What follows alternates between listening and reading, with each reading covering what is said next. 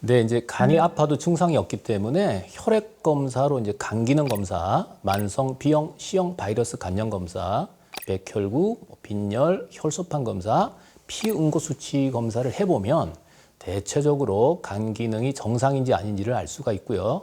또 영상학적 검사로 간 초음파를 해보면 됩니다. 혈액 검사가 정상이라고 해서 간이 다 건강한 것은 아닙니다.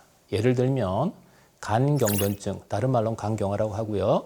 초기에는 혈액 검사에서 정상으로 나오는 분이 많습니다. 복부 초음파 같은 영상학적 검사는 사람 얼굴로 치면 반대편 얼굴을 보는 것입니다. 이 한쪽 얼굴만 봐서는 이제 그 사람이 누구인지 알 수 없듯이 간 기능 평가도 반드시 혈액 검사 및 영상학적 검사를 하고 덧붙여서 간 질환에 가족력이 있는지, 또 음주, 흡연, 비만 등 사회력이 어떤지, 또 이전 과거 병력 등을 참고해서 종합적으로 평가를 합니다. 혈액 검사를 해보았더니 간 기능이 정상 범위 내에 있고, 또 만성 바이러스성 간 질환이 없으면서 가족 내 유전 질환도 없고, 또 술, 담배 적당히 하거나 안 하시고, 복부 비만 없고, 또 간 초음파 검사를 해보니 정상이다 이러면 그분의 간은 일단은 건강하다라고 할 수 있겠습니다.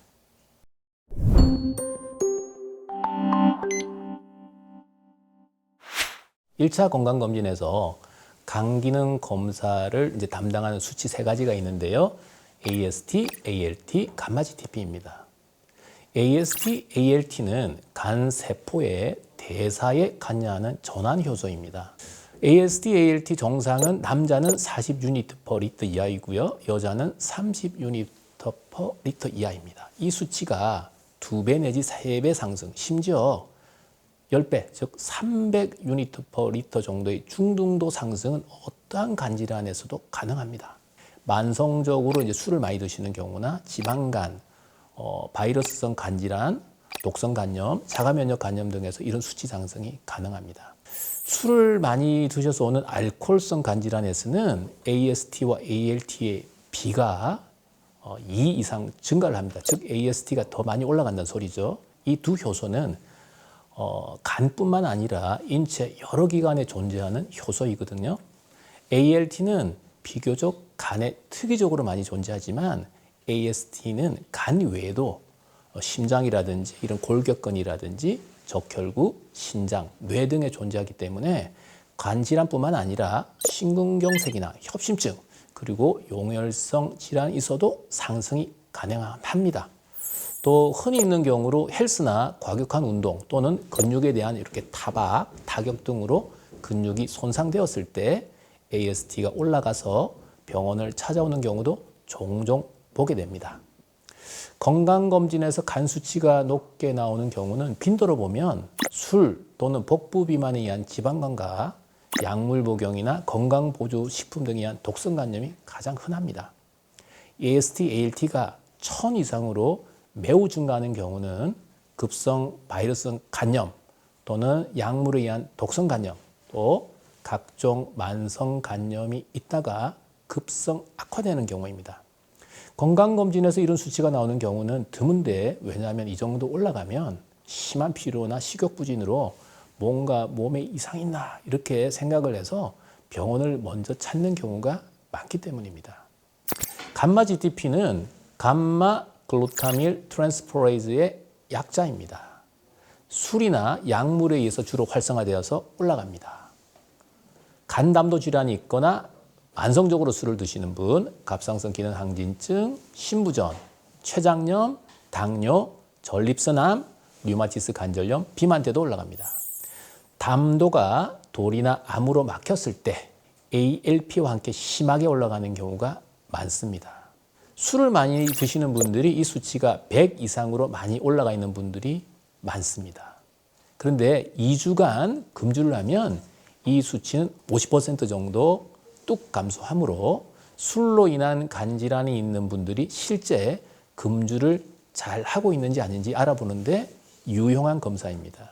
다른 혈액 검사들도 한번 알아볼까요? ALP는 알칼라인 포스파테이스의 약자입니다. 이것은 뼈에 많이 존재하는데 그 외 간, 장, 태반, 신장에 존재를 하고요. 간담도 질환, 뼈 질환, 또 정상뼈의 성장기, 청소년들 검사를 보면 이게 많이 높게 나옵니다. 또 임신 말기에 증가합니다. 간에서 담즙 배출에 장애가 있을 때 감마 GPT라는 수치와 함께 동반해서 올라갑니다. 1배 내지 2배 정도의 상승은 모든 간 질환에서 가능하고요. 3배 이상 증가는 간 밖에 담도가 막혔을 때, 간 안에 담즙 정체가 있을 때 올라갑니다. 즉 담즙의 흐름이 좋지 않으면 올라간다 이렇게 생각하시면 되는데 그 외 전이암이 있거나 복강 내 감염이 있거나 간 내 담석이 있거나 악성 림프종이 있거나 원발성 담즙성 간경변제도 올라갑니다. 주로 간, 담도와 뼈의 질환이 있을 때 올라간다 이렇게 생각하시면 되겠습니다. 알부민은 간에서만 합성되는 단백질입니다. 하루에 15g 정도를 합성합니다. 20일 정도의 방광기를 가지고 있어서 간질환의 만성도를 반영합니다.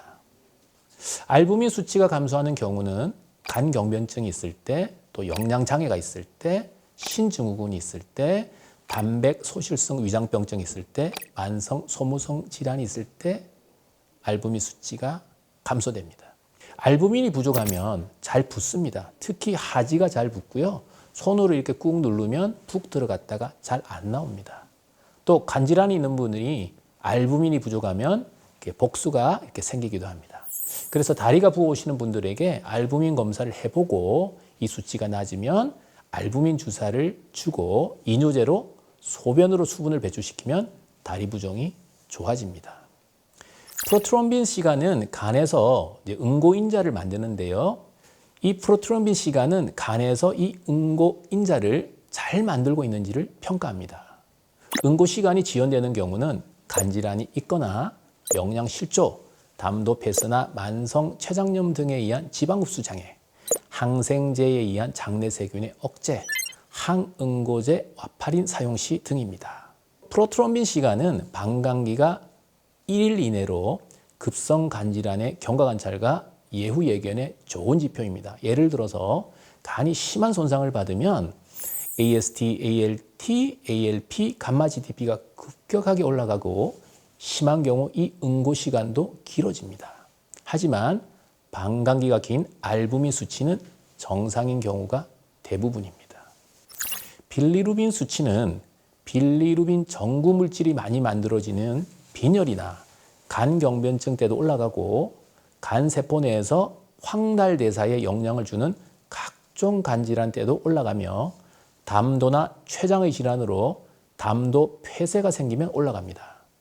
빌리루빈 수치가 정상은 1.3 이하인데 2.5 이상이 되면 눈 흰자위, 우리 인체에서 눈 흰자위가 가장 하얗거든요. 이 흰자위가 약간 노래져 보이고 5를 넘어가면 전신이 노래집니다. 황달은 간 질환의 예후와 관련이 있습니다. 황달이 매우 심할 때는 이 황달 물질인 빌리루빈이 장, 간 순환이 안 되어서 장내로 빌리루빈 배설이 장애를 받아서 변을 봐도 갈색 변이 아닌 회색 변을 보게 되고요. 소변 검사를 해보면 소변도 매우 짙게 나옵니다. 그리고 정상에서는 안 나오던 유로빌리노젠이라는 물질이 검출되다가 황달이 정점으로 심한 상태에서는 이마저 안 나오게 됩니다. 환자가 매우 노랗게 변하고 소변이 매우 짙은 갈색이고 회색 변을 보면 간 상태가 매우 심하게 손상받은 상태임을 알 수 있습니다.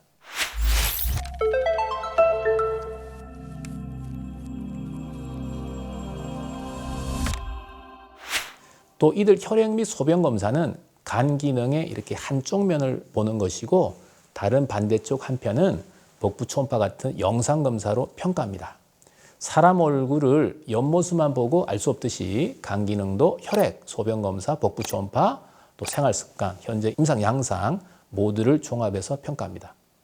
간 수치는 다양한 원인으로 올라가고 간은 재생 능력이 좋아서 경과 관찰을 하면 저절로 정상이 되는 경우가 꽤 많습니다. 하지만 아무리 조심해도 종합검진을 했는데 간 수치가 정상 범위를 넘는 경우는 꼭 정밀 검사를 받아보시기 바랍니다.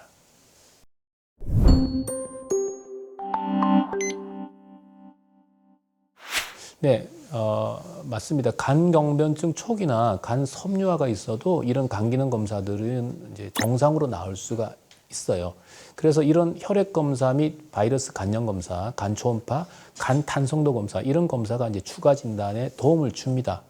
또 간을 안 좋게 하는 위험 인자들, 예를 들면 이제 복부 비만이 있거나 술, 담배 등을 하고 있는지 알아보는 것도 매우 중요합니다.